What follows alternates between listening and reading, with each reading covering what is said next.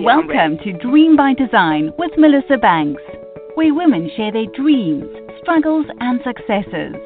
How they were able to persevere despite the fear and create the life they want and deserve.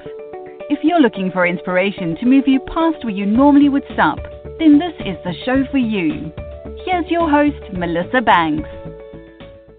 Welcome to Dream by Design with Melissa Banks. I'm excited you could be with us today. I'm your host, Melissa Banks. Today, we have another amazing woman to share her journey with us and how she was able to keep going despite the circumstances. Today, we have Kneika Robbins. Kneika is an educator, author, poet, and insurance agent. She provides her audience with skills to implement self-love, control, power, and love. Her books are changing lives in her local community and nationally.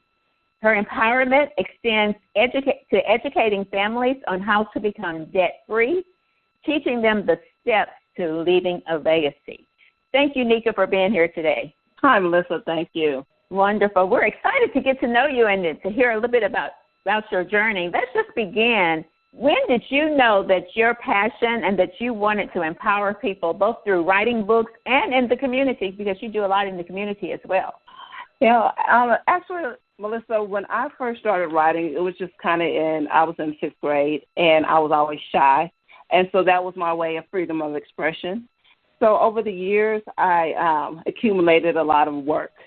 And so after my mama had passed, I had became into such a painful place to where I wrote more, and it was more out of pain, and I was trying to find a way of releasing a lot of anger that I had because of that situation. So that allowed me to want to change eventually for the better and empower other people. So wonderful. Once I got through writing, and I'm sorry, go ahead. And I'm sorry, this guy. Once I got through writing, and I found that empowerment, I was like, I could change the lives and the minds of others. You know, it was time for me to come out of my shell. It was time for me to find out who I was, because I realized, like, when we get lost in our pain, we forget who we are, or we lose who we are. Mm-hmm. And so we don't have that self-love or that self-empowerment. And that's what I had to regain in order to be an inspiration to other people. Oh, that's awesome. One of the things that you said was to change the minds and the lives of others. Because I read in some of the information that you sent me that you mentioned that through your work with homicidal and suicidal children and high-risk families, that's also led you to writing and to poetry, because you wanted to empower the minds to feel that pain that they were feeling. And I'm a real big proponent of starting in the mind, if you can change the mindset. So why did you believe that just starting with changing their mindset was so critical to changing who they are and how they were able to move forward? Because it's very important of how we think. You know, we can be in some of the worst situations, but if we think a certain way, if we even think positive, if we even think that or believe or have that hope, and many people don't have that belief or hope. So that mindset alone, having that setback of a mindset, will keep you set back. So just empowering people. And then, too, people have to understand. You have to understand. So in my book, Speechless, which is poetry, I wanted to go into the minds of the people I work with. I wanted to go into the minds of the abused. If you never dealt with anybody who's been abused before, you're not going to understand their thought process. You're not going to understand how they feel. So you're going to come to them in a place to where you be like, well, that it should be easy for them to do this. It should be easy for them to do that. But you don't know their mindset. So in order to build that relationship and gain some trust and allow them to see another way other than what they're used to, you have to start in that mindset of the abuse, of the person that has been through so much pain and so many things. So that's what led me, and that's what helped me build relationships. I absolutely agree with you on that. I was noticing that one of your books is called The Power of Pain. Talk to us a little bit about that book and how that came about. The Power of Pain, that's what got me to where I'm in now, pain. And so my pain was holding me back. So, they have a saying that pain can either build you or it can knock you down. And so I let my pain knock me down for years. And so when I lost my mother, I was like, okay, I didn't understand. I was a newly kind of teenage mother. I was young. I was frustrated. I just didn't understand. And so it took me years to realize that my mama was preparing me for the day that she was leaving. But I was so busy in my own little small world, still trying to figure myself out, my life out. And so when I did The Power of Pain, a lot of us think or feel like when we are going through so much pain that there's no way out. Our pain is building us to become something bigger, something stronger. And my motto is, if you've never been knocked down, then how are you going to know how to get back up? Absolutely. In my own experience, the reason that particularly book jumped out at me because I know that for me, that my pain was something that I hid for so long, and I think that's why you hear in the beginning of our show we talk about how you can push past where you would normally stop, because I used my pain for me to stop. I just if I go any further, they'll see that pain that I'm dealing with. So that's why it was so important to me when I read that in your notes. And then what you just said about your pain can either build you or knock you down. I've heard that before, and that is so true in life. So that is amazing to me. So I'm going to get your name right if it kills me. Kneika, you don't only talk about pain and getting through the pain and strengthening. You also take it a step further. And in everything that I was reading, one of your references was to building a family legacy. So talk to us about that and why is that important? I feel like it's very important because I feel like the family structure is very fragile. And with me working with families and children, this last year has been very critical with a lot of children, students losing their lives. Last year there was a mother and a couple of her children that were murdered, but the other two wasn't there. So this is the thing that's going on. We're already working with families who are dealing with financial issues. And then they're leaving. Nobody has a death date. They're leaving, and their children are being left behind with nothing. And so that's bringing more pain. So they're already dealing with the pain of the loss. Then we have the pain of not knowing what to do financially. So I like to educate families on who is that hierarchy in your family. Who is that person, that go-to person that can be there, that can, just like when we have the family reunions, who is that person that can show you about the finances, get you properly protected, get your income replaced, have something for their children and their children's children to leave behind and build a legacy.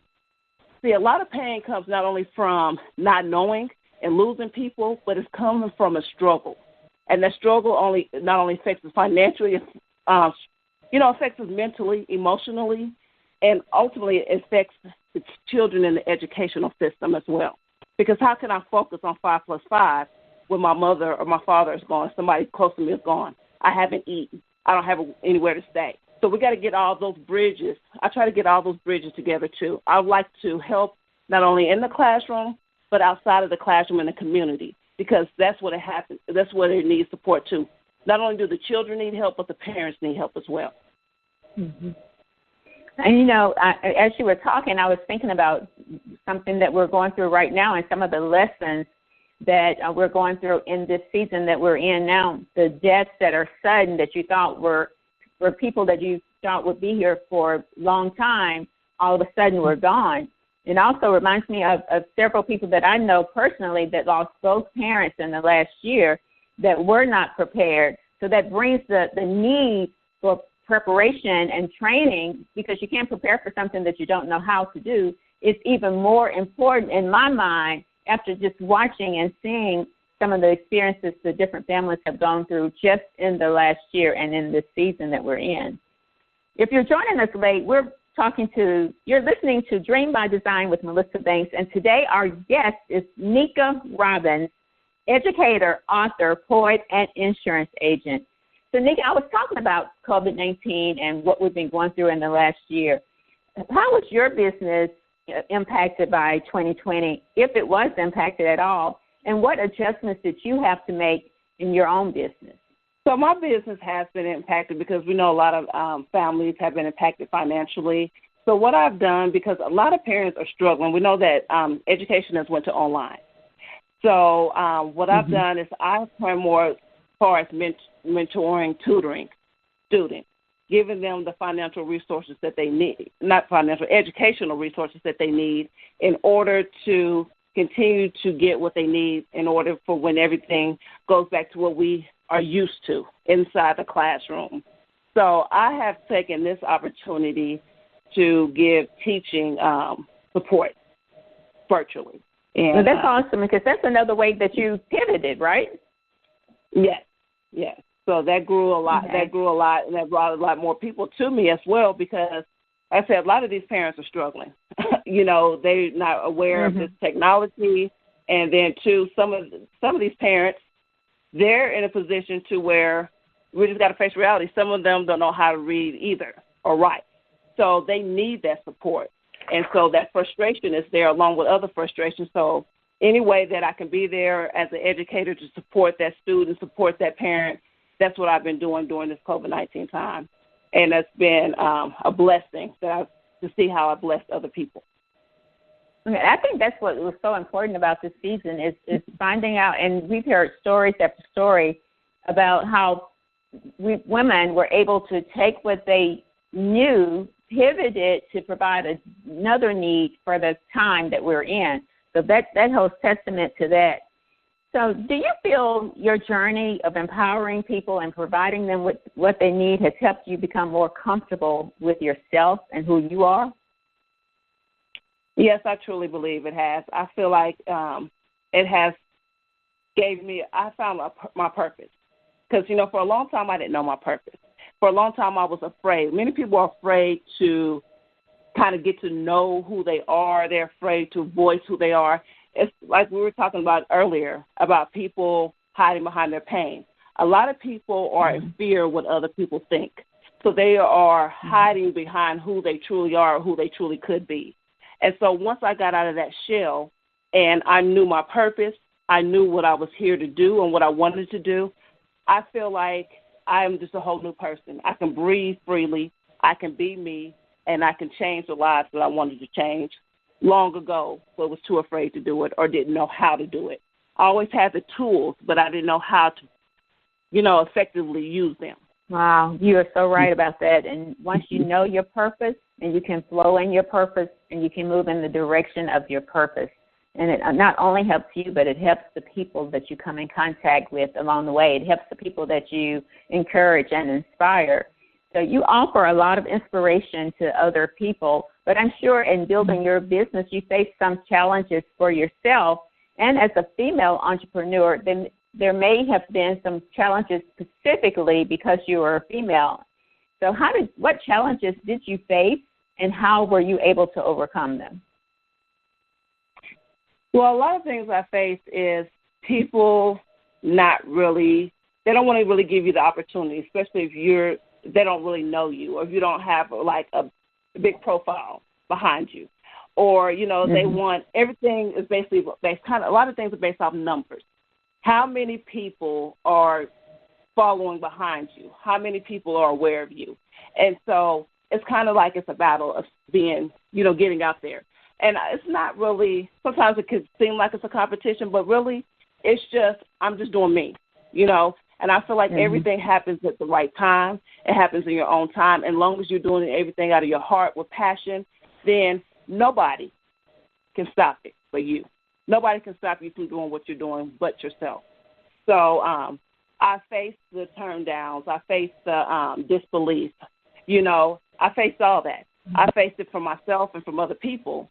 But I had to learn that if I'm going to be out here empowering, I had to empower myself first. Everything starts with yourself. Self-love, self-empowerment, hope, belief. You can't feed it to anybody else unless you're able to digest it. You're absolutely right. And, I've been hearing a lot recently about self-love. Several of our guests have come on the show and talked about self-love. And a lot of the experiences that I've personally gone through, I've had to pull back and force myself to give the self-love and to pay attention to me and being okay with me in order to be able to give. As they say, you can't pour from an empty cup, right? So you have to give yourself some self-love and make sure that you're okay. So I absolutely agree with you in that area. Now, Kneika, you're a wife, you're a mother, you're an entrepreneur, you're doing a lot. You're writing books, and you're just empowering other people in so many ways. How are you getting balance for yourself, though? How do you balance everything? Oh, it's been difficult during point in times. It's came to a point in time where I just have to take some time out for myself every day. Even if it's an hour. Mm-hmm. So I have allotted myself an hour for definitely mental meditation, exercise. I've done, I do exercises, boxing, and all that stuff. So I have to have an hour every day out. And then after that, I have to take another hour out to where I'm just relaxing and I'm doing family time. So it was hard for me to juggle at first. But I had to realize I know what I'm trying to do. I know what my purpose is. But I also know that time waits for no one. You cannot get that time back with your family. You cannot get that time back to take care of yourself. So you have to take it now and still fulfill your dreams that you're trying to fulfill and helping other people. So I had to fall. It was trial and error. I mean, there was times where I felt like I just couldn't go on. I was frustrated. I was tired.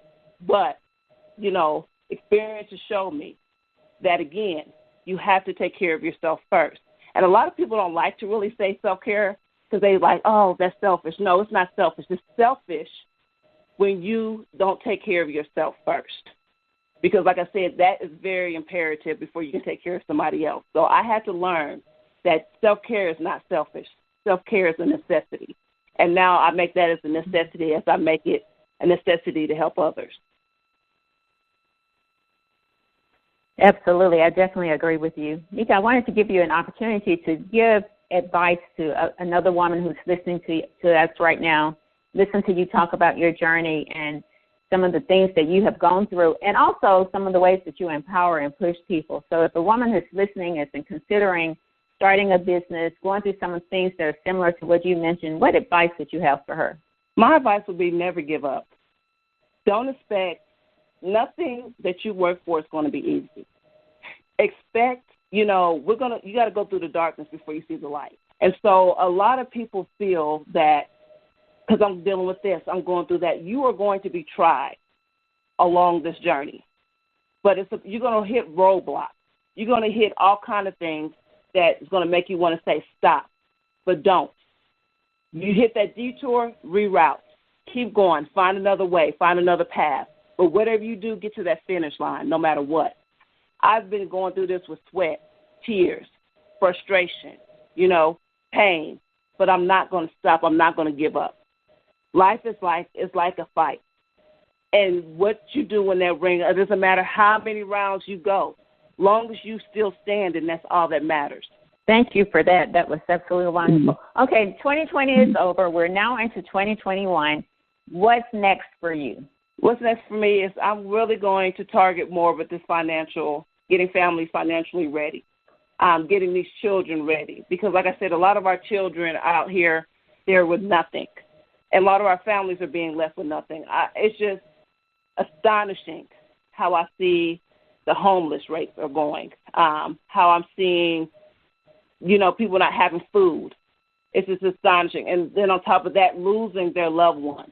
So I just want to make sure that everybody and more families are getting what they need. And it's about not knowing, not being educated. But I want to educate as many families as I can. I want to get that information out. And I do that now with my Financial Freedom Friday page. I give information every Friday on Facebook, and I have a video, and then I give them an opportunity to join me to get the detailed information so they can change their family's life. So we have those people in our family that we look up to that are hierarchies. We need a financial freedom hierarchy that can financially free our families from distress. Well, thank you so much, Kneika, for joining us today and sharing your journey with us. Before we wrap up, though, do you have any final words for our audience, and let them know how they can stay connected with you?